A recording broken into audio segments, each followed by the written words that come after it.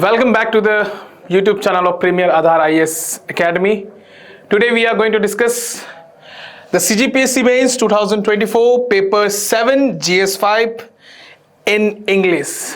We know already this exam is already done, but now we are going to discuss what are the things they asked in the paper and what should be our approach to attempt this paper.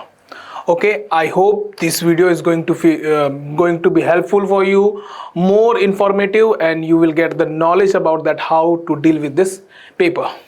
Okay, so before starting this paper discussion, I just want to tell you that our academy just launched a CGPSC exclusive English medium batch. Now why it's so?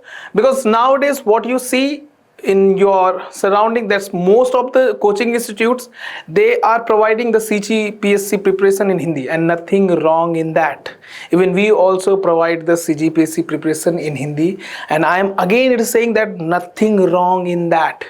Hindi is powerful, but some of the students like me who found themselves more comfortable in English language, better to express in this English medium.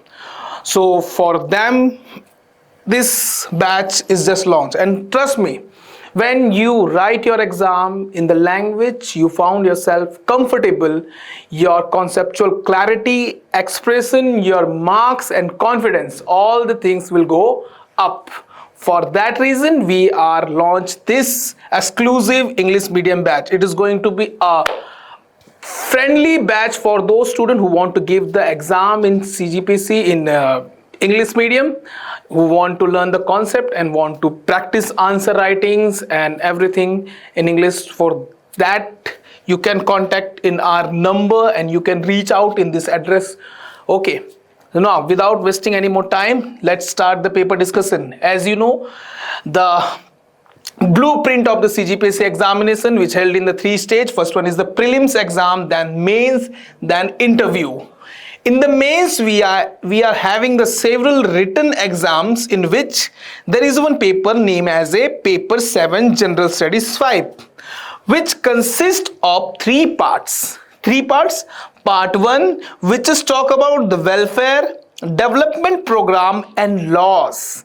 And the second part is about international and the national sports event and organization. And third part is the international and the national educational institute and the human development. Now you can see it is talking about the international national sports events and organization, international national education. That means this paper is going to be a current affair oriented paper. For that reason we are focusing for this paper more on the current affair and the static part also, because some of the questions asked from the static part and some of the questions asked from the current part. Okay, so now as what we saw in this paper is divided into the 5 sections. We just dissected it, and all the parts from which part the questions are asking in the part till part 3, from all the till section 3 all the parts are coming, but in the section 4 only the part 2, and the section 5 only part 1 and 3 were asked.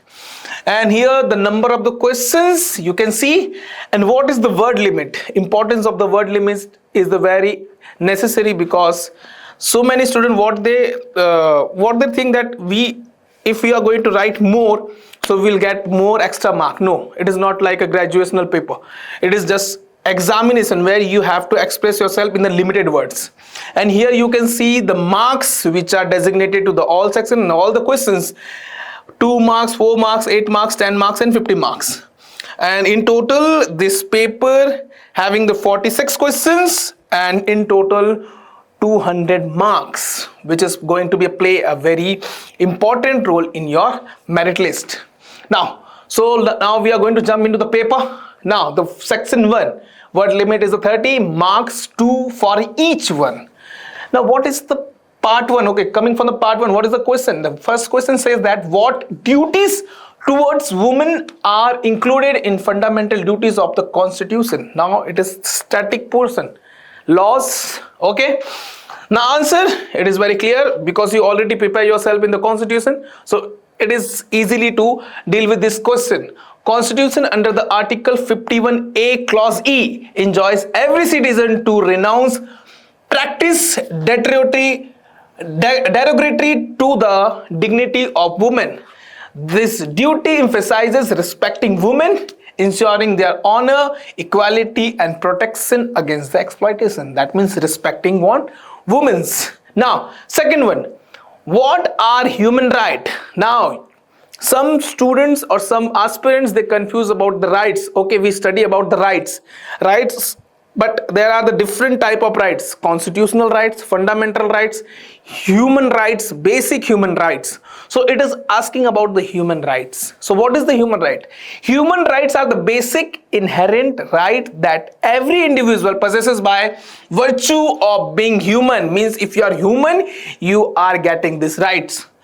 They are ensure dignity, liberty, equality, and justice, covering civil, political, social, economical, and the cultural aspect of the life. So this is the human right which you get by virtue of being human. Now, the next question. Write 4 key objective of the social legislation in India. Social legislation, 4 objective. It is very simple one. First one is the social justice, second one is the social welfare, social reform, and the social security. All 4 you have to write. You can just write this one, but what I suggest, if you are writing this all the 4 objective, just explain them in one line, so it will going to be a more elaborative answer. Social justice, to eliminate inequality and uplift the marginalized group like women, scheduled caste, scheduled tribe, and the weaker section. Okay, that is the social justice, no doubt. Now the social welfare, to provide the protection and welfare measure in the field like education, health, labor, and environment. Okay, welfare for the society. Now the social reform, what we need to change. Okay, we need to change. We have to remove those things which are not suitable for the society. So the social reform, that is the 2. Remove harmful practices such as a dowry, untouchability, and the gender discrimination. Okay, that is true. And social security, to ensure dignity, safety, and economic protection for vulnerable section through welfare schemes and right. These are the 4 social objective of the social legislation in India. Now, move to the next slide. Question number 4. Define the aggrieved person under the Protection of Women's from Domestic Violence Act. Now in this paper we study about the acts and law. Already I discussed what are the things comes under the part 1. So it is about the Protection of Women from the Domestic Violence Act 2005. Aggrieved person. Who is the aggrieved person? A person who is dissatisfied some of the actions of other person. Means other person is doing the activities or action to harm another person. So any person who is dissatisfied with the activities or the act of the other person, that person is known as the aggrieved. Means we can say the victim. Who is the victim? So the Protection of the Women from the Domestic Violence Act 2005 defined as the aggrieved person as any woman who is or has been in a domestic relationship with the respondent. Respondent means who is going to harm the other person. Respondent and the who alleged to have been subjected to any act of domestic violence. The acts extended protection not only the wives, means housewife, but also the mother, sister, widows, and women living in household relationship, thus ensure wider coverage against the domestic abuse. That means not only the housewives are getting harm from the domestic violence, but also the mothers, sisters, widows, and some of the women who live in a household relationship, them also, they also comes under the aggrieved person of this, under this Protection of Women from Domestic Violence Act 2005. Now move to the next question, that is the what are the provision of punishment for refusing to sell goods or render services under the Protection of Civil Rights Act 1955. Now focus here, punishment for the refusing to sell goods and render services. What do you understand? What is the meaning of the refusing to sell goods and the render services? Means you are refusing to sell goods some of the person, or you are refusing to render the services to the another person on the basis of their background. Okay, so what is the answer? The Protection of the Civil Right Act 1955 criminalizes refuses to sell, render services or admit person to public places on ground of untouchability. For such offense, the act prescribed punishment of simple imprisonment of the 6 months or fine up to means maximum 6 months and fine up to 500 or both. These penalties aim to eliminate discriminatory practices, secure equal access to the goods and services, and enforce the constitutional mandate under the Article 17, that is the abolition of the untouchability in India. So it is about the untouchability. If a person is refusing to sell goods or render service to another person on the basis of the untouchability, on the basis of the caste, that is the punishable offense or act. Okay, now the sixth one, very easy one, define the environment. We already studied in the class 9, class 8, so it is very easy one. Define environment for 2 marks. Environment refers to the sum total. Now see here, what is the confusion?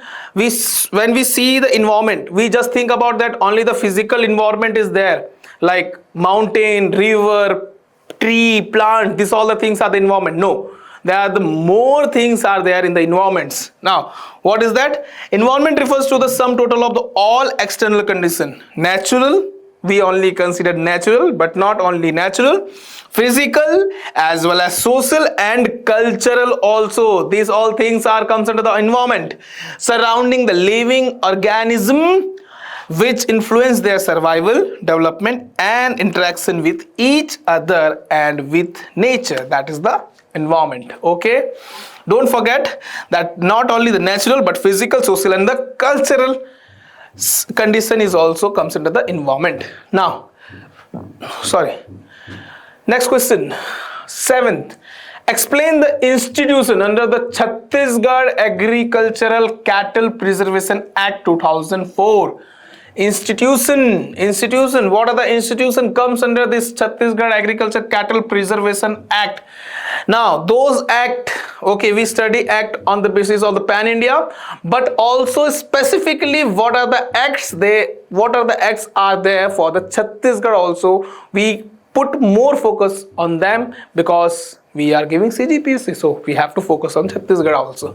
Means how those acts are going to influencing, or we can say how those acts are going to be enact in the Chhattisgarh state. Clear? So what is the answer of this question? The Chhattisgarh Agricultural Cattle Preservation Act 2004 defines institution as any place established for the reception, protection or maintenance of agricultural cattle. It includes the Pinjar poles, Gausalas, Anand Ashram and similar establishment run by individual, trust or organizations. Such institutions are recognized under the Act to provide the shelter and care for cattle, especially those rescued from the illegal slaughter or cruelty.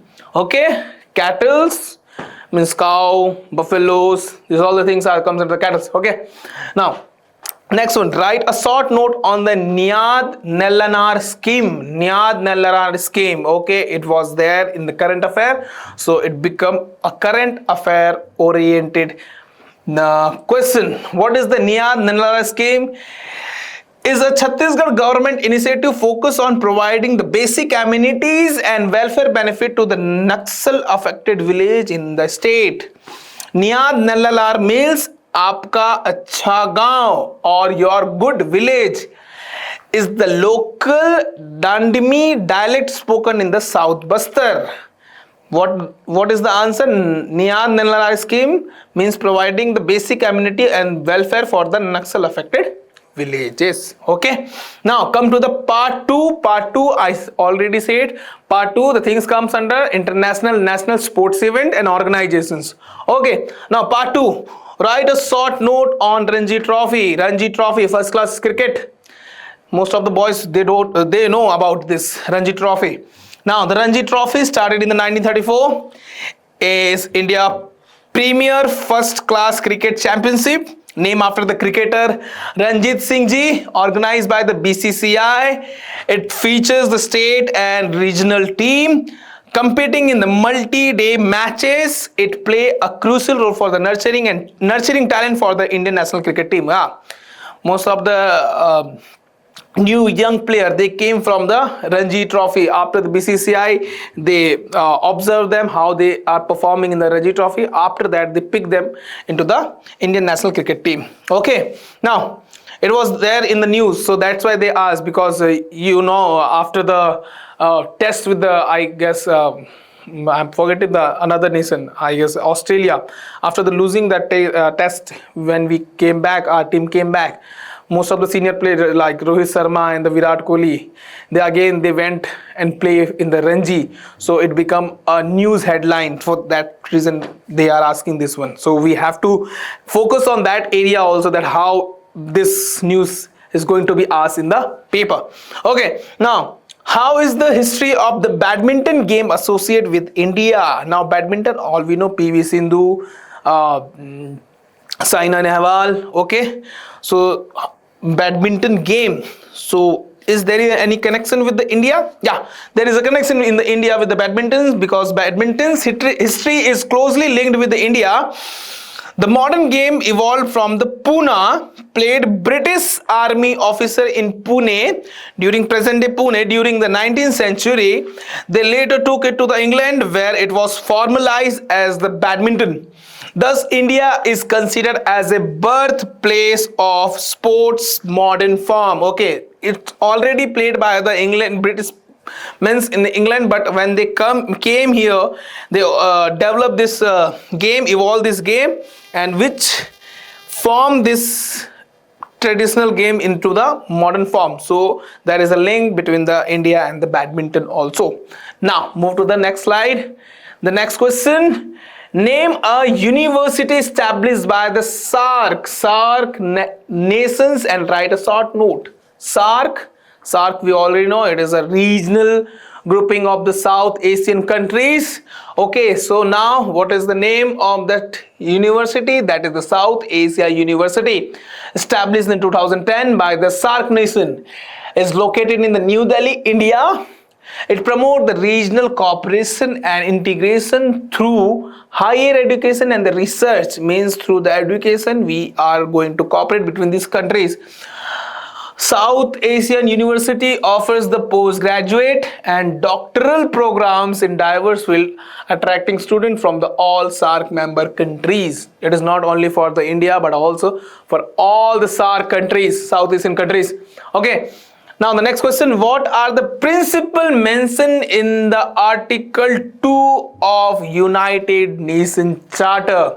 It is the one of the important document for the all nation who are the member of United Nations, because all the things started from here. Now, the Article 2 of the United Nations Charter lays down key principles, that is sovereign equality of all members. Okay, sovereignty between the member nation. Okay, now fulfillment of the obligation. Okay, we are obliged to fulfill all the terms and conditions of the United Nations. Then peaceful settlement of the dispute. If there is a dispute between the two countries, so we need to try to resolve this dispute peacefully. Now referring from force. Referring from force, assistance to UN action. Okay, if UN is taking any action, so it is the obligation of a country who are the part of the United Nations to assist them. Ensuring the non-member compliance. Okay, if there is a non-member of UN, so giving them compliance. Okay, and non-intervention in the domestic matter. Okay, now the country no need to interfere in the domestic matter of any other country. Okay, true. This principle guide international peace and cooperation. Okay, now next, fifth, what do you understand by sports Sports Authority of India. Sports Authority of India. I know many of you know what is the Sports Authority of India. You have some friends who wear the jacket of the Sports Authority of India. SAI. It is written as SAI. So you know that one.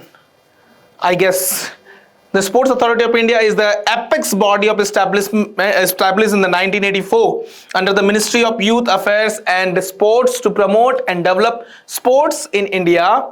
It identifies as a nurturing sporting talent, runs training centers, providing coaching, organizing national camp, and supports athletes for the national and international competition. So that is the Sports Authority of India. Okay, now the next one, sixth one, write a short note on the contribution of the Neeraj Chopra in the field of sports. We all know who is the Neeraj Chopra, the long shot. Okay, Neeraj Chopra. Neeraj Chopra is an Indian javelin thrower, okay, who brought global recognition to India in athletics. Why? Because he won the gold at the Tokyo 2020 Olympic, becoming the first Indian to win the Olympic gold in the track and field event. He also secured a medal in the World Championship and Commonwealth Games, inspiring young athletes nationwide. Yes, the first person who win the Olympic gold in the track and field event. Okay, now it is your homework that you write down in the comment who is the first person who win the gold individual, not a team event, individual gold medal in Olympics from India. Okay, if you know the answer, just comment it down. Now the part 3, what is the importance of skilled human resource in the national development? Now this time, you know what, the commission focused more in this one, the skill development, skill human resource, talking about the economical aspect. They already previously, in previous papers, they already asked about jobless growth. What is the jobless? It is linked with the skilled human. In the follow-up question, you're going to identify what you found. They more talk about the skilled human. Okay, so this was I guess this was the one of the important topic for the commission this year. So what is the importance of the skilled human resources in the national development? Skilled human, okay. Resources are vital for the national development as they enhance productivity. Already, the person who is skilled, he will produce more productivity, innovation and economic growth. They improve industrial efficiency, strengthen the healthcare and the education, foster technological advancement and the support good governance, ultimately contributing to sustainable development and competitiveness and overall societal well-being. So this is the contribution of the skilled human resource. In economy, we talk about the 3 types of resource. First one is the natural resource, that water, land, soil, everything. And the second one, that is the human resource, like me, I'm a teacher, like policeman, doctor, politicians, Modi ji, these all are the human resource. And third one, that is the financial resource, that is already money. Okay, now so human resource are, skilled human resource are, we can say, important for the nation's development. Now second one, write about the STRIDE. It is not STRIDE, there is a full form. It is given here. We will see STRIDE scheme of the University Grant Commission, UGC. Okay, the STRIDE scheme for the transdisciplinary research for India's developing economy. This is the full form of this scheme. It was there in the news. So again, current oriented paper. Now, by UGC promote the transdisciplinary research in the Indian universities. It encourage collaborative projects addressing societal and developmental challenge, enhances research quality and build institutional capacity for innovation and knowledge creation. Okay, so this is all about the scheme for the transdisciplinary research for India's developing economy. Now, move to the next one. What is the Operation Blackboard scheme? Not Operation Sindoor. Already we won. Now, Operation Blackboard. We know this is a smart board like that. We in our childhood, you also study in the blackboard in your pathsalas, in your prathmik salas. We are very much connected to the blackboard. Okay, in Hindi we call as a talpatti, syampat. Okay, so what was the Operation Blackboard scheme? The Operation Blackboard scheme was launched in the India in 1987 as a part of National Policy of Education, NPE, not NEP, NPE. Its primary objective was to improve the quality of primary education by providing the essential facilities and learning material to the primary school across the countries. Okay, across the country, for focusing in what? In the primary education. Clear? That was the Operation Blackboard scheme. Now, fourth one, what is the one nation, one subscription? In the news, you see one nation, one election, one nation, one ration card, one nation, one subscription. What is the one subscription?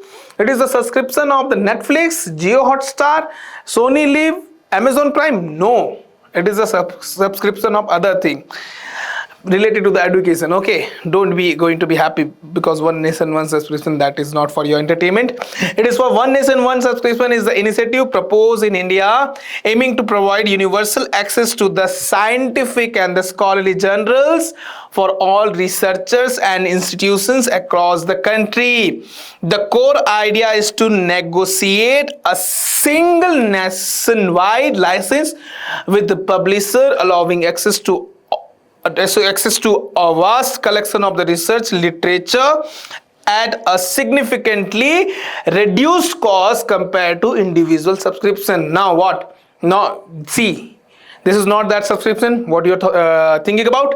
It is related to the research. Okay, there are so many research scholars are there who want a material for their research purposes. So what they do, they subscribe to the different publisher to get the information or the knowledge and the journals. So what the government is going to do, that they are going to give them a one subscription from where they are getting the access of the most of the publishers. So it will become a cost friendly for the research scholars. Okay, now next one, what is the Prime Minister Internship Scheme? Prime Minister Internship Scheme doesn't mean that you are going to become a Prime Minister. Oh no, you can, if you are going to do a good thing for the society, if you are a good politician, you can become a Prime Minister. That is not Prime Minister Internship, that internship for the Prime Ministership. No. What is the Prime Minister Internship Scheme? The Prime Minister's Internship Scheme provides students and recent graduates opportunity to work with government ministries, departments and the public sector organization. It aims to offer practical exposure, enhance skill and the developing understanding of the governance and the public administration. Again, you can see practical exposure, enhance skill and develop understanding of the governance and the public administration. What do you think? Sorry, that means they are going to skill the upcoming human resource. Okay, it is the India's we can say it is the plus point, or it is a positive side of the India, that we are going to be we are in the situation that we are having the young generation in our demography. We are having the large population of the young generation who just pass out from the schools. Now they can contribute in for the nation. So that is why again focusing on the skilled human. Okay, by providing the internship in the government ministries, department, the public sector organization. Now the next one, mention the 4 types of the unemployment in the developed countries. See, here is the catch. Unemployment, we generally know what is the unemployment. Most of the young generation nowadays, they are unemployed. But what is the unemployment? We know the basic definition of the unemployment, that is a person who is capable of not getting the job, or a person who is capable but getting a job, but we can say a substandard of his potential. So so that is also considered as a unemployed. Means a person who want to work is not getting a job. A person who is not in any job, that is unemployment. Now, so there are the different type of the unemployment. Basically, we study this topic in economics. But here we are going to discuss and see what is the catch. Catch is it is asking about the developed nation. There are the three type of nation on the basis of the development: a developed nation, developing nation, or underdeveloping nation. Okay. Now, four type of the unemployment commonly observed in the developed countries. Countries are frictional unemployment, temporary unemployment during the job transition of the search. Suppose a person is leaving a job and searching for another job. For that time gap between the two, getting another job and leaving one job, the time gap, in that time gap he is unemployed. He considered as a unemployed. He or she considered as unemployed, and that type of unemployment is called as a frictional one. Okay, now the second one, that is the structural unemployment due to mismatch between skill and available job. Suppose there is a person who want a job, but the job requirement is not we can say matching with his skill. Suppose a person who want a job but not qualified in the computer education, but there is a job of the computer operator, so there is a mismatch. So that is the structural unemployment. Okay, now the next one, cyclical unemployment caused by the economical downturns and their recession. Yeah, we when we study about the business cycle or economical cycle, see, economic not grow like in a straight line. It like a going up and down, up and down, and up and down, facing the peak and facing the trough, recession, depression, recession, depression. Okay, so during the time, if a person is losing the job, that is considered as a cyclical unemployment because of the cyclic nature of the economic condition of that country. Now the seasonal unemployment arising from the seasonal variation and the demand for the labor. Yes, seasonal unemployment we can relate with the agricultural laborer. During the time of the sowing and harvesting, means that during the time period of the agriculture they are getting the job.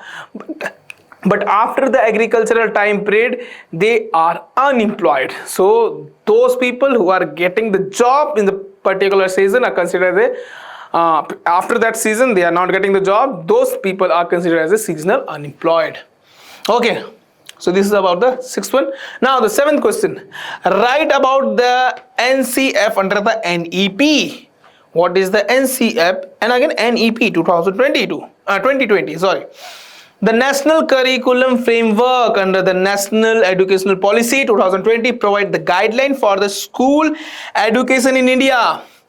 It emphasizes holistic, experiential and competency-based learning, reducing the rote memorizing. Rote memorizing means that Rattu Tota one. Rote memorizing, integrating the 21st century skill and promoting multilingualism and critical thinking and vocational education for our student. Yeah, it is just a national curriculum project. It is just part of the national education policy. If you study about the national education policy, you know all the things, not a difficult one, easy one. Now the next one, eighth question, what is the universal account number, UAN? What is it about? The universal account number is a 12-digit unique identification number assigned to every employee contributing to the employees provident fund. Again related to the act EPF in India. It links multiple EPF accounts or individual, enabling easier management, transfer and the withdrawal of the provident fund contribution across the job and employees. Okay, this is the universal account number for the employees. Now this come to the section 2. What is the word limit? 60 and marks 4 for each.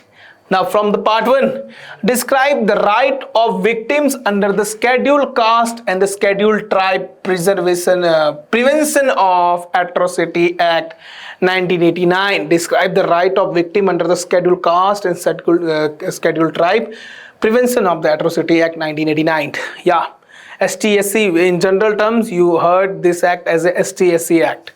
Okay, now it is one of the important act because this scheduled tribe and scheduled tribe caste, they face the discrimination on the basis of their category. So for that reason, this act was enacted in 1989, which say about under the Scheduled Caste and Scheduled Tribe Prevention of Atrocity Act 1989, victims have the right to protection from the discrimination and atrocities, timely registration of the complaint, legal aid and rehabilitation and compensation. They are entitled to special court, police support and monitoring to ensure the justice and the safety. So this is one of the important act that we are going to study if we are going to study in the paper 7. Now 10th question, what do you understand by the digital signature? Signature, we all know how to sign signature. So what is the digital signature? Now everything is going from the paper to the digital world. So for that reason, not in the digital paper, not in the paper signature, now it is need of the digital signature. So now just the same thing, what you do in the paper, same digital signature in the digital world. A digital signature is an electronic form of the signature used to authenticate the identity of the sender of digital information or document. Yeah, it is ensure data integrity, authenticity and non-repudiation, meaning the sender cannot deny sending it. If your digital signature is there in that paper and you send, so that means you authorize or you authenticate, or because you can say you are the authority or a person who just going to say that this is the document which is sent by me because there is a digital signature of mine. Okay, so digital signature use a cryptographic techniques such as the public key infrastructure and are legally recognized under the Information Technology Act 2000 for secure electronic transaction in India. Okay, so this is the digital signature. Now 11th one, why was the necessary to amend the Consumer Protection Act 1986? Explain. Now this is going to be very much important for those students who do more shopping in the online store in spite of the offline stores, mean in Myntra, Amazon, Flipkart. Okay, now after some time you will get the big billion days. This is not promotion. Okay, you do shopping in those platform in spite of the offline stores. For that reason, there is a need of this amendment. What is saying? The Consumer Protection Act 1986 was amended to address emerging challenges in the digital and e-commerce era. E-commerce, those platforms, okay, simplified dispute resolution and enhancing consumer right. The amendment introduced e-filing of the complaint, higher penalties and establishment of the Central Consumption Protection Authority. This change strengthened enforcement, ensured the faster redressal and providing the better protection against unfair trade practices, defective goods and online fraud. Okay, so for that reason the Consumer Protection Act is amended. Jago grahak jago. Okay, now the next question, 12th one. Write a short note on the formation and the functions of Chhattisgarh State Commission for Women. For the women, yes. Why focusing on the women? First question was also for the women. Now this question is also for the women because women is the marginalized or the vulnerable section of the society. For that reason, we have to study for them. Now, the Chhattisgarh State Commission for the Women was established under the State Commission for Women Act 1993 to safeguard and promote the women's right. It investigates complaint of the violence, discrimination and harassment. We review laws affecting women, recommends policy measures to the government and create awareness about the gender equality. The commission almost monitor implementation of the schemes and provides support for the legal aid and rehabilitation of the women in distress. Okay, so this is all about what? The formation and the function of the commission, Chhattisgarh State Commission for Women. Now move to the next one. 13. What are the 4 exemptions of disclosure of information under the Right to Information Act 2005? Right to Information Act. Okay. Right to Information, RTI. Okay. RTI, under the Right to Information Act 2005, certain information is exempted under from the disclosure because they are very important in the sensitive information, so you cannot get the information by filing the RTI in that particular area. So what are the things are exempted in this one? The 4 key exemption include: first one, national security and sovereignty, that is most important one, that is very sensitive informations are there, so for that reason it is exempted. Information affecting the defense, yeah, security and foreign relation, yeah, sorry. Now the next one, cabinet paper. Why cabinet paper? To maintain the confidentiality. Now the confidential policy decision of the union and the state cabinet, that is also exempted from the RTI. Now trade secret and intellectual property. Why? Because of these are the commercially sensitive information. Commercially sensitive information, that is why this is also a RTI exempted category.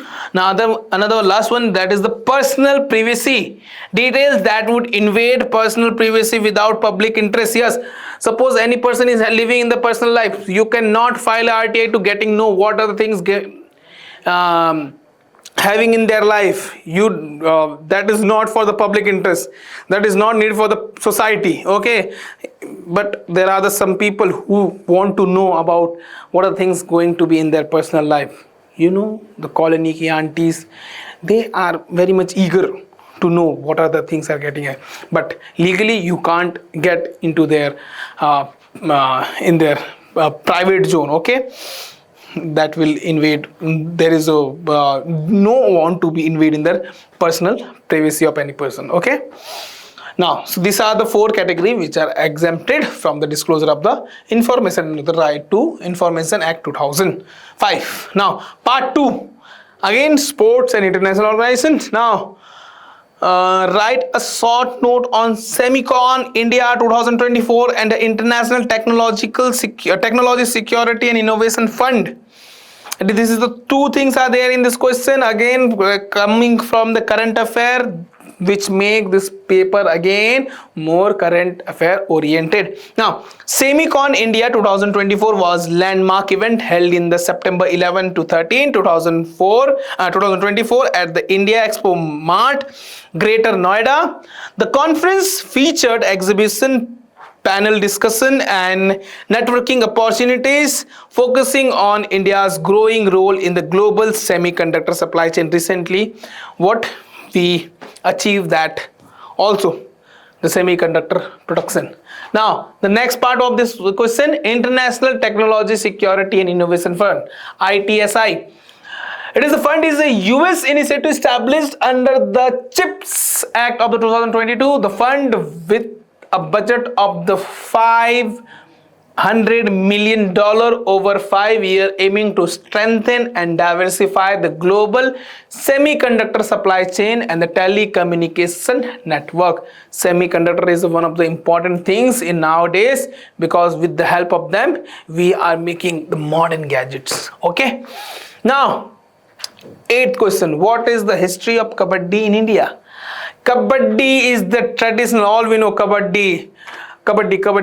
We all played, already we played in our childhood, so we know what is the Kabaddi. But what is the history of the Kabaddi, they asked. So Kabaddi is a traditional Indian sport with the origin dating back over the 4,000 years, mentioned in ancient texts like Mahabharata. Initially played in the village as a form of the physical exercise. Yes, physical strength is much needed and self-defense. It became popular in schools and rural areas. Yeah, the sports gained national and international recognition into 20th century, leading to the organized tournament, the formation of the Pro Kabaddi League, the first Pro Kabaddi League winner, Jaipur Pink Panther, then U Mumbai. I also, we can say, enthusiast person to watch Kabaddi. So I know that. Pro Kabaddi League and inclusion in the Asian Games. In Asian Games, India already get the gold medal, and there was a World Kabaddi Championship. We already won that because India is a dominating country in this sports. Okay. My favorite team in Pro Kabaddi was U Mumbai. Now I don't watch that Kabaddi League. I don't know why, but okay. How? Next question. How effective has India's Act East policy? Act East policy means those countries which are in the east of the India to focusing on them also. Act East policy been in strengthening in the strategic and economic ties with the Southeast Asian nation. What are the potential area for the cooperative between the India and ASEAN countries?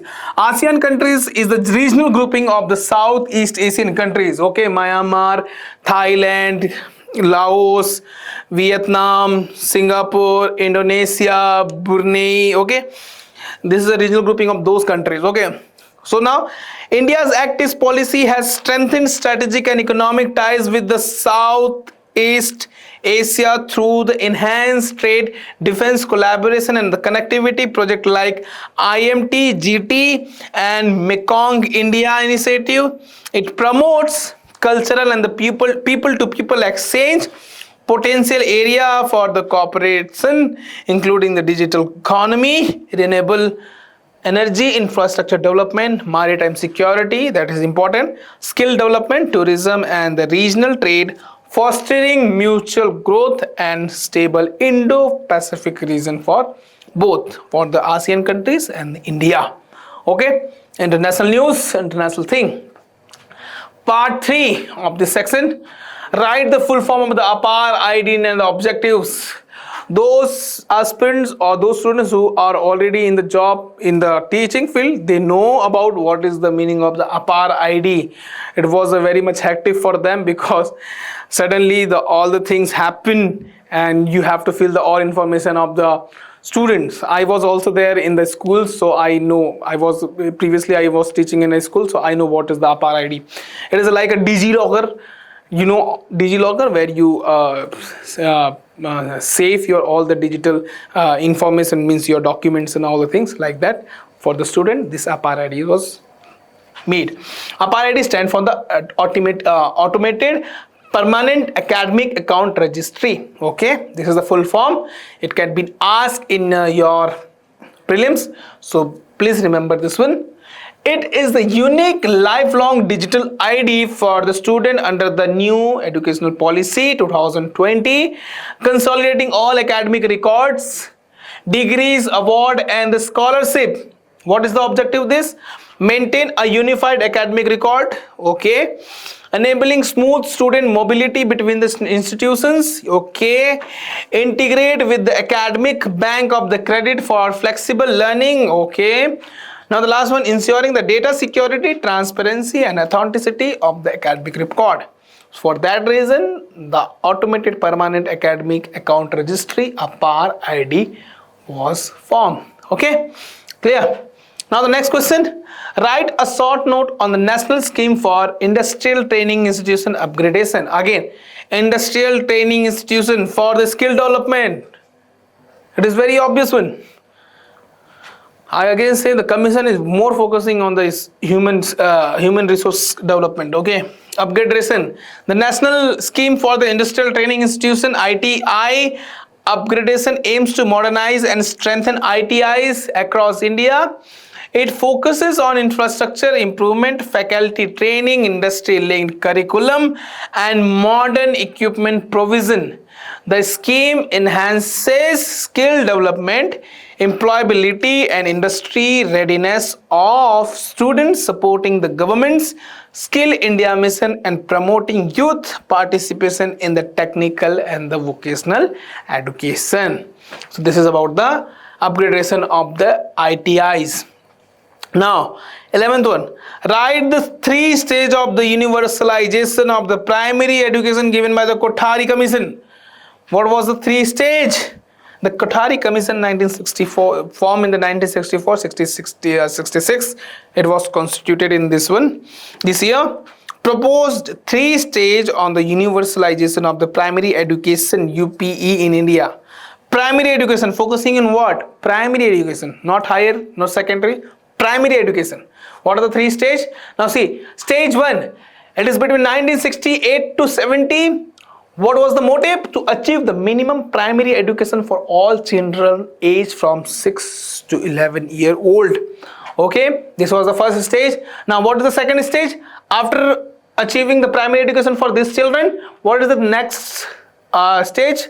1971 to 80, to ensure the universal access and enrollment in the primary school. Okay, first we achieve minimum one, then we ensure what? Universal access for them and enrollment of these students. Now what is the stage 3? It is between 1981 to 85.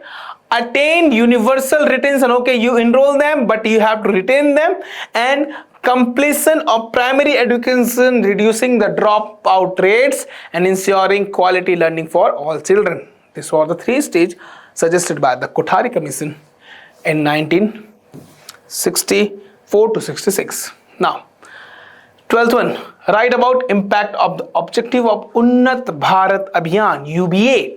The Unnat Bharat Abhiyan, again the current affair oriented one, launched by the Ministry of Education, aim to connect higher education institution with rural India, addresses the developmental challenge. Higher education to rural India. Now how the higher education? See, its objective include the improving the rural livelihood, promoting sustainable development, and enabling knowledge transfer. Impacts include enhanced rural infrastructure, adoption of the innovation technologies, empowerment of the local communities, skill development, and the better access to health, education, and sanitization facilities across the village. So it is the Unnat Bharat Abhiyan. Now last one for this slide, not last one, we have more question also.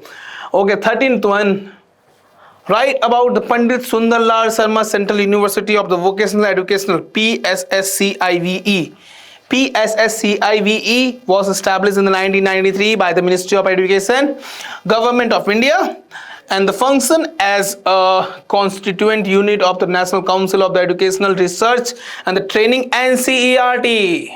NCERT, for all we know, those who study in the CBSE, now the CG board also, they are already introduced the NCERT in their curriculum. Constitute institute focus on the vocational education and skill development. It provides the training, research, and the curriculum development for teachers, not for the students. Teachers. Why teachers? Because the developing innovative teaching materials and promotes integration of the vocational courses in the school and higher education. Okay. Now PSSCIVE plays a key role in enhancing employability and workforce readiness in India. Okay, so now the next section we have to see, section number 3, word limit 100 and the marks are 8 for each. Okay, now see the section 3, word limit 100 and marks 8 each. The question coming from the part 1. Question 14. What is the social disability? What are the provisions for the punishment for enforcing social disability under the Protection of Civil Rights Act 1955? Again, that act, as we previously done in the that short questions. Now you have to just elaborate that one, and you need to also elaborate what is the social disabilities. Now see, what is the answer? Social disability refers to discriminatory practices and restriction imposed on the individual, especially from scheduled caste due to untouchability. That is true. This include denial of entry into public places, refusal to selling goods or provide services, and exclusion from social, religious or educational activities. Under the protection of the Civil Rights Act, again the same thing you have to write here, 1955, anyone enforcing social disability is punishable with imprisonment up to 6 months and fine up to 500 or both. The act empowers authorities to take legal action ensuring equality, social justice and protection of constitutional right for marginalized communities, especially for the scheduled caste and tribe. Also, it also aims to eliminate untouchability and promote social integration. Okay, very important act, Protection of the Civil Rights Act 1955. Now move to the next question. What is the power of entry and inspection? Entry and inspection also under the Environmental Protection Act 1986. Now here, those students who study about the Environmental Protection Act and you know what is the power of entry and inspection, if you forget about this thing in your examination but you remember what is the Environmental Protection Act, you can write about it, because nothing is there, nothing big thing is there in this one, this line, power of entry and inspection. Okay, you can see in the answer, under the Environmental Protection Act 1986, the power of entry and inspection allows the explain the power of entry and inspection under the Environment Protection Act 1986. यहाँ से under the Environmental Protection Act 1986, the power of entry and inspection allow authorized officer to enter any premises including factories, industries and any location where the environmental hazards may exist. Yes, to ensure compliance with the act, these officers can inspect processes, equipments, emission, discharge and record related to air, water and soil pollution. They are empowered to collect sample, take photographs and required production of documents. The purpose of this to monitoring adherence to environmental standard, prevent pollution and take corrective actions. Non-compliance detected during the inspection can lead to the penalties, direction for the remedial measures or legal action under the Act. This provision ensures the effective enforcement and protection of the environmental in India. Now the next one, 16th question. How is the land right and traditional forest right of tribal community being protected in the state of Chhattisgarh? Yeah, now Chhattisgarh is mostly populated by the tribal population, and for the tribal people their identity is the Jal Jangal Zameen. For that reason this act is going to be a very important one. This right is going to be very important for us for knowing this one. In the Chhattisgarh it is also important. In Chhattisgarh, the land and the traditional forest right of the tribal communities and the primarily protected under the Forest Right Act 2006, which recognized the right of scheduled tribe, another traditional forest dweller over the lands and the forest resources they have historically used. The state has implemented community forest resources right, granting tribal communities and the control over the forest areas and recognized habitat right for the particularly vulnerable tribal group. Some of the tribal group considered as a particularly vulnerable tribal group you will study in the class. The Gram Sabha play a key role in managing this right, ensuring local decision making and autonomy. Despite progress, challenges remain, such as a pending claim, bureaucratic delays, that is one of the major challenges in our governance, and the occasional resistance from forest authority. Continuous awareness campaign and strict enforcement are essential to ensure effective protection and the sustainable use of the tribal land and the forest resources. So for that reason, this is the answer of the how is the land right and the traditional forest right for the tribal community being protected in India, in the state of Chhattisgarh. Now, part 2. Write down the historical development of the hockey, Major Dhyan Chand, in the world and India. Now, again, it is in the 2 part. First, we have to discuss in the world, then again in India. Now, historical development of the hockey in the world. Hockey is an ancient sport. It is a game of stick and ball, not like cricket. Okay, stick and ball. Sorry, origins tracking back over the 4,000 year, which stick and ball games played in Egypt, Greece, and Persia. Means it is in develop. We can say develop in the southeast, or we can say east Europe, or in the North African countries. Okay, the modern form of the field hockey developed in the 19th century in England, with the standardized rules established in the 1869. The International Hockey Federation (FIH) was founded in the 1924, and hockey became an Olympic sport in 1908 for men and 1980 for women. See the time gap between for the both women and the men.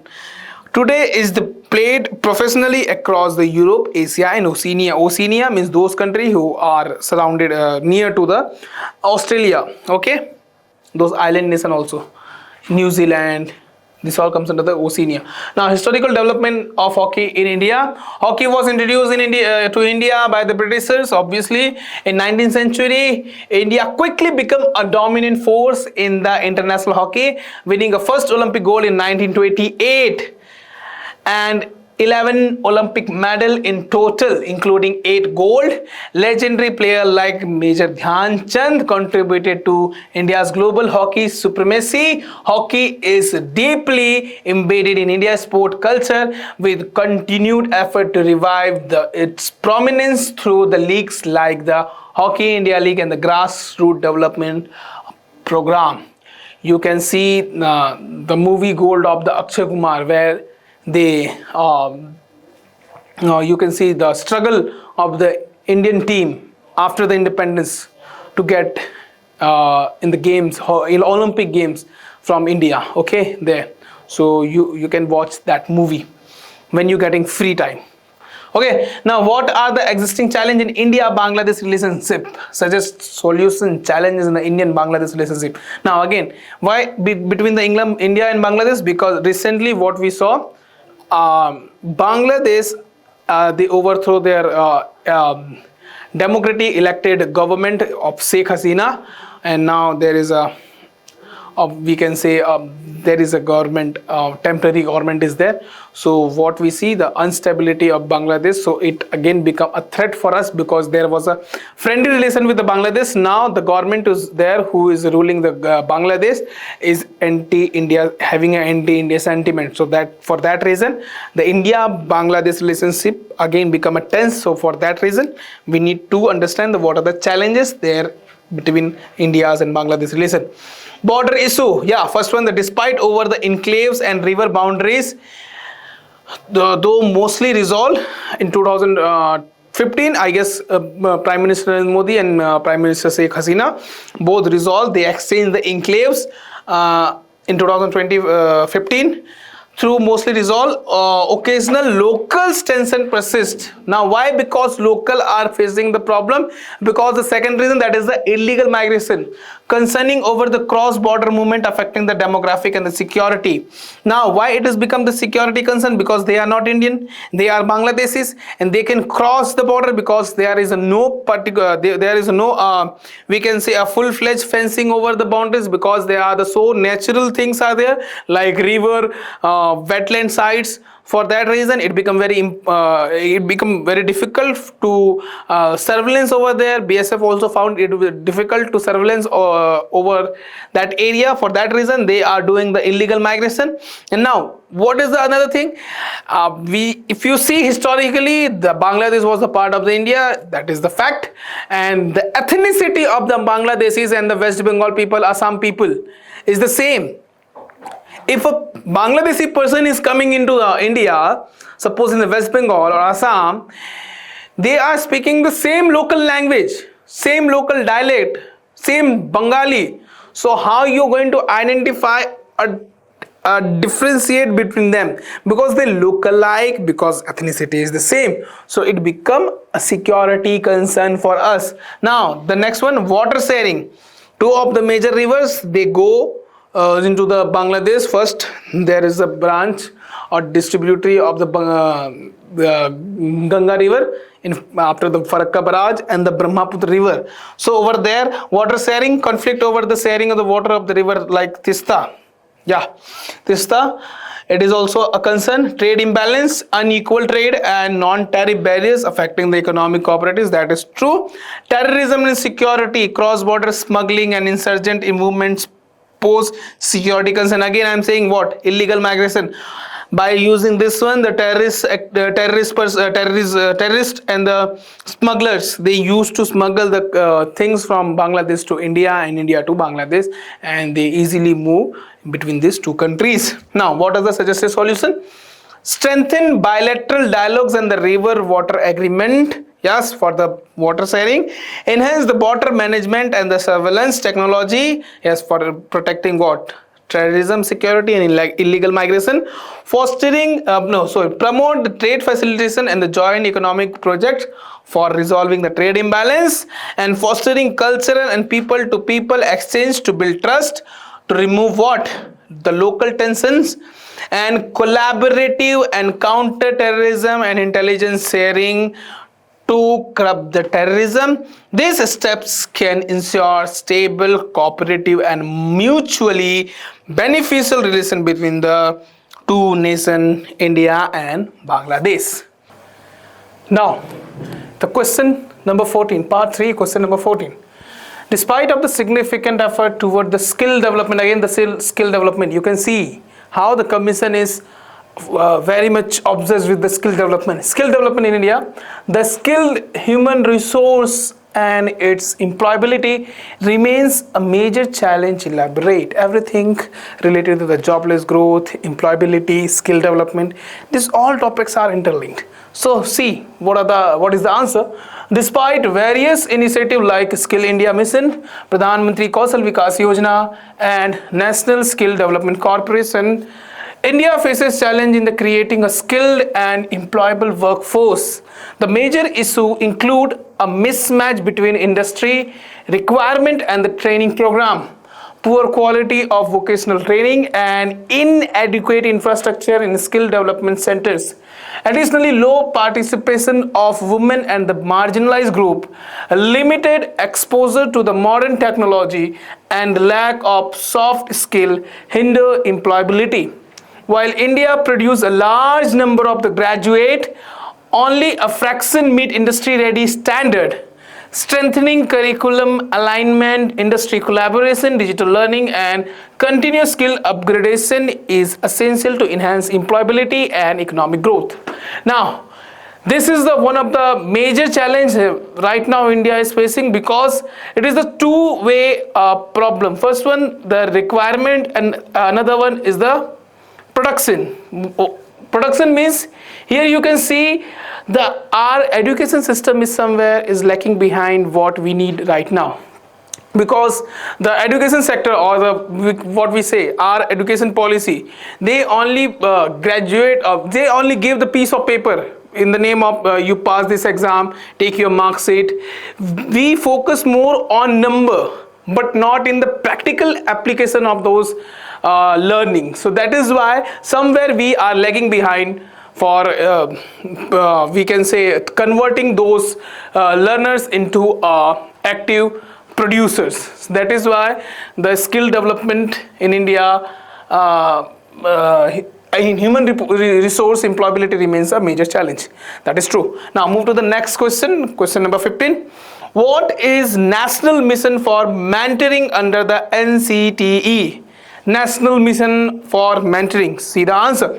The National Mission for Mentoring, launched by National Council of Teacher Education NCTE, aims to support and guide teacher, trainee and educators across India.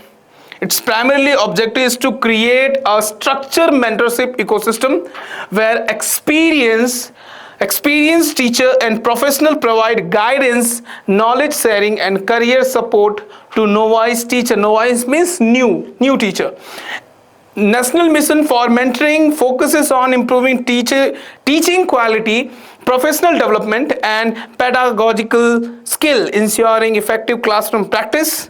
The mission encourages one-on-one mentoring, peer learning, and digital platform to reach teachers in remote areas. By fostering a cultural and mentorship, NMM seeks to enhance teacher competencies, motivation, and retention, ultimately contributing to improve the quality of school education in India or national wide. Okay, so this is the national mission for mentoring. So this is again, I guess, from the current affair. Now next one, the Karma mission, very much important one. Write about the Karma mission of AICTE. The Karma mission, the full form of the Karma is knowledge assimilation and research in modern age. Is an initiative by the All India Council for the Teacher Education, AICTE, aim at promoting research, innovation, skill development among students and the faculty in technical institutes. Its objective include enhancing research culture, fostering collaboration between academia and industry, and supporting emerging technologies such as AI, artificial intelligence, IoT, information technology, and robotics. Karma provides funding, mentorship, and infrastructure support to the institution for research, project, and innovation activity. The mission also emphasizes entrepreneurship, development, and creation of the knowledge-driven ecosystem, enabling students and researchers to contribute to national development and make technical education more aligned with industry need. Again, industry need and global technological advancement. So this is all about Karma mission. So this is all thing we done from the section 3. Now the last two section, which is very important and very lengthy sections, are coming now. Now the section 4. Word limit is around 125 and marks is 10 for each question. Now there is something different in this section. Why? Because it is saying that in this section a total 2 questions from part 2, only part 2, 2 questions from part 2 are given in the form of or means either you have to attempt the first one or second one, either first one or second one. No need to attempt both, you need to only attempt only one between them. Okay, the candidate has to answer any one of these, only one, not both. If you're thinking that I know the answer of the second one also, so I should write this answer, I will get the marks. No, that is not a matter of fact. Why? Because you will get the number in only one question. Clear? Now the part 2, from the part 2, it is already stated that only part 2. So there are the 2 questions. The first question, according to the rules of games of cricket, in how many ways can a batsman be given out? List them and describe them in detail. This is one of the easiest question they asked in the paper 7. Why? Because most of the, I guess all boys, they know what are the types of wicket in the cricket. So I guess they are looking into this question only, not in the next one, because it is the one of the easiest one. Now okay, let's see what are the 10 types of the 10 different ways of the wickets in cricket game. According to the rules of cricket, a batsman can be given out in 10 different ways. First one is the bowled, when a ball hits the stumps and dislodge the bail. Yes, it is important. If the bails are not dislodged, if they remain same, it is not given as out, even though the ball hit the stumps. If the bails are not fall, that means they are not out. If it remains same, they are not out. It falls, they are out. Okay, clear? So caught, if the ball is caught by the fielder, wicket keeper, or bowler before touching the ground. in it is caught, but we in the local language or in the normal language say catch out or caught out. Now run out if the batsman fails to reach the crease before the ball hits the stumps. Okay, there is a crease between both the side of the pitch. So if the batsman is unable to reach the crease before ball hitting the stump, it will give an out. Now means wicket. Now the leg before wicket, LBW. It is the very much we can say interesting wicket, because after getting a LBW we see the third umpire prospect, so it make us to very much curious that it is out or not. Most of the time spinner gets the wicket from this LBW when the ball hits the batsman body, usually the pad in the line with the stumps, and prevent it from hitting them, so it will consider as a wicket. Now second one, stump. The difference between run and out and stump is wicket keeper removes the bails while batsman is outside the crease without attempting a run. Even though if a batsman is not attempting a run but it leaves the crease, and if the wicket keeper saw that he passed the crease, it is not inside of the crease, he can take a wicket of the batsman. Now hit wicket, when batsman hit the stumps with himself, batsman dislodge the stump with the bat or body while playing, so it considers a hit wicket. One of the, I say we can say what we can say, it is one of the type of, I'm not able to recall that word, particular word, yeah, let it be, but it is a very poor form of wicket if you will get in your during your batting. That is the hit wicket, because you are the reason of the wicket of yourself. Okay, now handle the ball. Batsman deliberately touch the ball with the hands. Now include under the obstruction. That Pakistan match, I forgot the name of the cricketer who was given out because of the handling the ball with the match with India. I forgotten the name of that batsman. He was very famous batsman from the Pakistan previously, not right now. Now obstructing the field. Batsman willfully distracted or obstructed fielders is also considered as a wicket. Now hit the ball twice, means not once, twice. That is also considered as a wicket. Striking the ball again other than protect the wickets, that is considered as a wicket. Out. Why?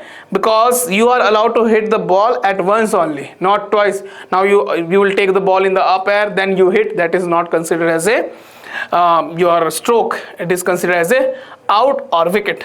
Now timed out. The last one, incoming batsman take more than 3 minutes to appear at the crease will considered as a timeout. When after the getting the wicket of the any batsman, new batsman have to come before the 3 minute.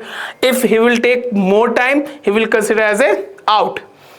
The famous case of the Sri Lankan batsman, the recent World Cup which held in India. That batsman was given out because of timed out with the Bangladesh. You remember that one. Okay, now the next question, it is related to the geopolitics. Now see the nature of the question. First one is given from the game side, sports side, and the second one given from the you can say geopolitical side. So SARC has been criticized for its ineffectiveness. Discuss the validity of the criticism. Can BIMSTEC surpass SARC's role and emerge as a more effective regional organization in South Asia? Explain. Now see, SARC and BIMSTEC both are the regional grouping in the South Asian region. Now see, what is the answer? South Asian Association for the Regional Cooperation, established in the 1985, aimed to promote regional cooperation among the South Asian nations. However, it has often been criticized for its ineffectiveness, mainly due to the political tension, especially between the India and Pakistan. India and Pakistan, both the nations are the they are member of the SARC. So that is why, see, we are somewhere Pakistan and India they will not come in the same page. So that is why it is due to the political one, especially it is ineffective. So now next line, the lack of the economic integration and the slow decision making based on the consensus. Consequently, SAARC's role is addressing regional challenge has been limited. In contrast, the Bay of Bengal initiative for the multi-sectoral technical and economical cooperation, that is the BIMSTEC, which connect South Asia with Southeast Asia, has gained significance by excluding the Pakistan and focusing on sectors like trade, connectivity, energy, counterterrorism and the climate change. With the better scope of the cooperation, especially among the India, Bangladesh, Sri Lanka, Nepal, Bhutan, Myanmar and Thailand, BIMSTEC can potentially surpass the SAARC by the promoting economic growth and regional stability. Its success, however, will depends on stronger political will, institutional reform and timely implementation of agreements. Yeah, see, now this type of question important because the geopolitics, you need to study about the all regional grouping or international grouping, bilateral grouping related to the India. When you study the paper number 7 thoroughly or following the current affair, after knowing that, you are able to give the answer of this type of question. So very much important one. Okay, now move. Now the section 5, last section, word limit 175 word limit, marks 15. Now here also same thing will happen like section 4. In this section, a total 4 questions are given in the form of or from part 1 and part 3. It is mandatory for the candidate to answer one question from each part 1 and part 3. Now that means in this section 4 questions are given. You need to attempt from part 1 one question or part 3 one question.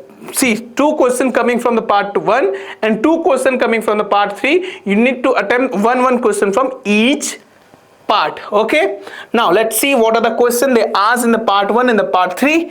The first one, part 1, question number 17. Does Chhattisgarh Tonhi Pratarana Nivaran Adhiniyam has been successfully in its objective? Justify your answer with the reason. Now, Tonhi Pratarana Nivaran, those people who belong from the rural Chhattisgarh or the countryside of the Chhattisgarh, they know what is the case with the Tonhi Pratarana Nivaran Adhiniyam, because so many people they blame that if suppose a person is not liking someone, so they blame that that woman is indulged in the witchcraft. So now the all villagers they start boycotting them, they start abusing them. Somewhere there are the cases that people beat those women and those family members who are we can say blame as a indulge in the witchcraft or Tonhi kind of activity. Okay, now so the Chhattisgarh Tonhi Pratarana Nivaran Adhiniyam 2005 was enacted to eliminate the inhuman practice of branding women as a Tonhi means witch, and to protect them from the violence, social boycott and humiliation.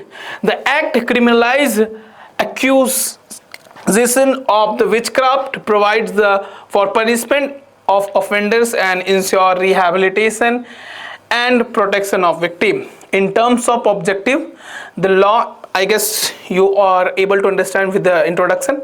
Now the next one, in the terms of objectives, the law has been partially successful, not fully, partially successful. It has raised awareness and given legal resources to victim which was earlier absent. Yes, police action and punishment under the act have helped reduce open instance of witch branding in several areas. Awareness campaign led by the state and the NGOs has been encouraged reporting of such cases. However, deep-rooted superstitions and patriarchal norms and lack of awareness in the rural area and tribal communities remain major hurdle. Now see, superstition, that we can say andhavishwas, and patriarchal norms, Purush Pradhan Samaj, it is one of the region that this type of things still continuing in the rural area and tribal communities. Many cases still go unreported due to the fear, social pressure, or lack of access to the legal aid. Thus, while the Act has created a legal deterrent and protective framework, its success depends on continuous awareness drives, strict enforcement, community sanitization, and empowerment of women to fully eradicate the evil practice. So it is all about the Toni Pratarna Nivaran Adhiniyam. Now, if you are not knowing the answer of or not confident in that answer, that question, you can attempt the next one. What is the next one? Women did not receive their right from men but earned them through their own struggle. Now it is the statement based question. You need to elaborate this statement.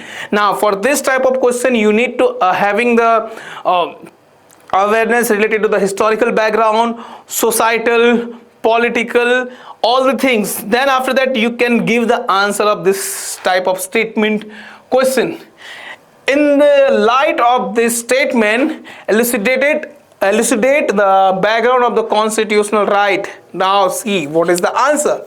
The statement highlights that women's rights were not granted as a gift by men, that is true, but were achieved through continuous struggle, reform movements, and participation in national and social causes.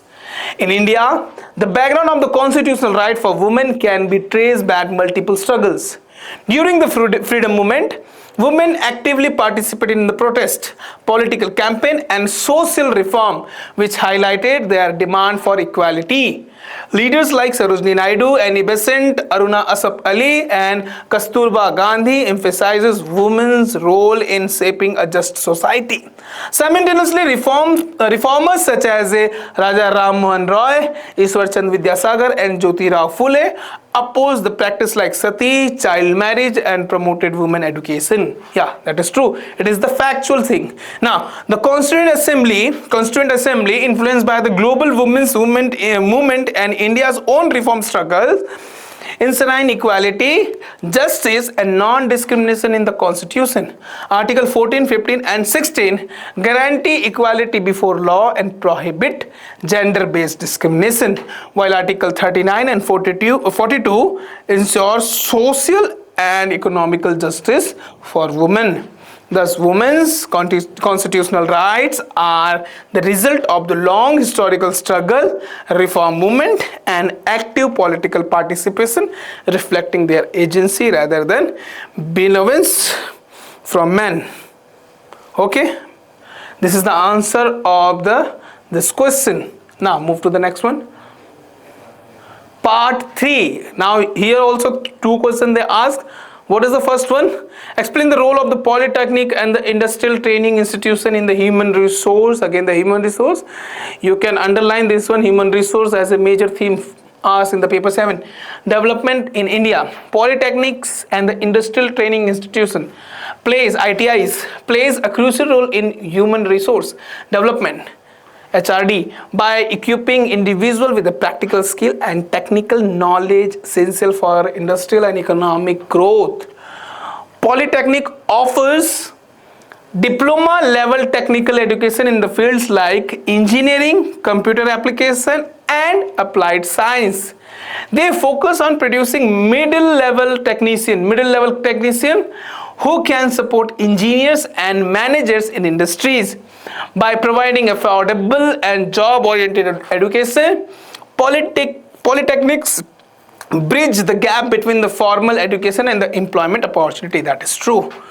Now the next one, ITIs, on the other hand, impart vocational training in the trades such as winding, fitting, electrical, plumbing, and computer hardware. They cater especially to school dropouts and rural youth, enabling them to acquire hands-on skill and secure employment in organized and unorganized sector. Both polytechnics and ITIs contribute to Skill India mission by addressing the mismatch between the demand and supplies of the skilled manpower. They enhance employability, promote entrepreneurship, and ensure that India develops a productive, skilled, and globally competitive workforce, thereby strengthening national development. This is the answer of the this? Question number 17. Now move to the last question. If you are not comfortable with that question, you can attempt this one. Explain the objective, features and implementation process of the Genesis Gen Next Support for Innovation Startup Scheme runs under the Central Ministry of Electronics and Information Technology. Again, current affair oriented question. Let's see what is the answer of this one. The Genesis Gen Next Support for the Innovative Startup Scheme launched by the Ministry of Electronics and Information Technology aims to build an inclusive and innovation-driven startup ecosystem in India with the special focus on Tier 2 and Tier 3 cities. What is the objective of this scheme? The scheme seeks to provide financial, infrastructural and mentoring support to startups, encourage digital entrepreneurship and strengthen India's global position in the deep tech innovation. Feature. What is the feature of this one? With an outlay of about 419 crore over the 5 year, it offers early stage funding, pilot project support and investment grants up to 1 crore. It functions as a single window platform connecting incubators, accelerators, mentors and investors. This is the feature of this Genesis. And what is the implementation one? The Ministry of Electronics and the Information Technology Startup Hub is the nodal body, while selected implementing agencies such as a incubator and research and development institution execute the components like ideation, support, proof of concept, deep tech projects and investment facilitation. Startups are chosen on innovation, scalability and Indian promoter criteria. Thus, the Genesis strengthens grassroots innovation and promote the inclusive digital growth in India. So this is all about the Genesis scheme of the Ministry of Electronic and Information Technology. So these all are the questions of the paper 7 GS5 of the CGPSC mains. I hope you get the knowledge and insight that what are the type of the question they ask in the paper. And again, I just want to tell you that if you want to give the CGPSC exam in English medium, our institute, where is the slide, is offering the exclusive English medium batch where we are going to mentor you in English language. Again, where is the slide? Wait.